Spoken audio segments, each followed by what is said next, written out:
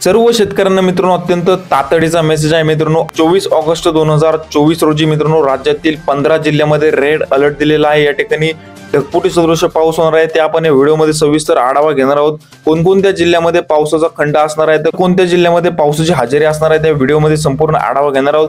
तुमच्या भागामध्ये पाऊस झाला असेल मित्रांनो, किंवा तुम्ही हा व्हिडिओ कोणत्या ठिकाणावरून पाहताय ते आपल्याला कमेंटमध्ये नक्की कळवा। व तुम्ही मित्रांनो व्हिडिओ पाहताय परंतु आपल्या चॅनलला सबस्क्राइब करत नाही, त्यामुळे आत्ताच चॅनलला सबस्क्राइब करून घ्या व व्हिडिओला लाईक देखील नक्की करा।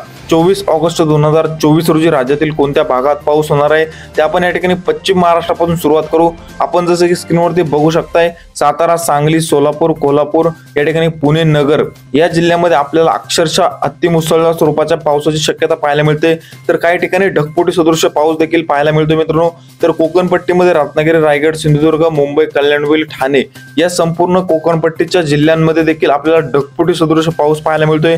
नाशिक जिल्ह्यामध्ये देखील मित्रांनो आपल्याला ढगफुटी सदृश पाऊस पाहायला मिळणार आहे।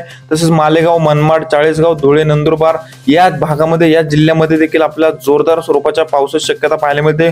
आपण बघू शकताय नाशिक जिल्ह्यामध्ये आपल्याला रेड अलर्ट दिलेला आहे। कोकण पट्टीमध्ये देखील रेड अलर्ट आहे, तर पश्चिम महाराष्ट्रामध्ये देखील येलो अलर्ट पाहायला मिळतो। या ठिकाणी सुद्धा अतिमुसळधार स्वरूपाचा पाऊस पाहायला मिळतोय।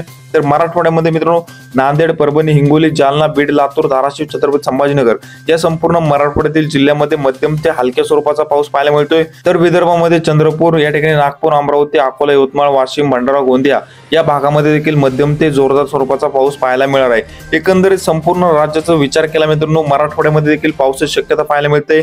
विदर्भामध्ये देखील आपल्याला जोरदार स्वरूपाचा पाऊस पाहायला मिळतोय।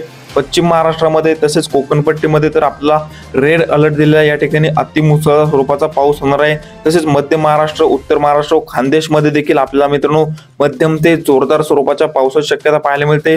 नाशिक जिल्ह्यामध्ये रेड अलर्ट दिलेला आहे। या ठिकाणी ढगफुटी सदृश पाऊस आपल्याला पाहायला मिळणार आहे मित्रांनो। हवामानामध्ये मित्रांनो अचानक बदल होत असतात, आपण लगेचच या चॅनलवरती पावसाचे नवनवीन व ताजे अपडेट घेऊन येत असतो, त्यामुळे तुम्ही चॅनलला सबस्क्राइब करा, व्हिडिओला लाईक नक्की करा। धन्यवाद।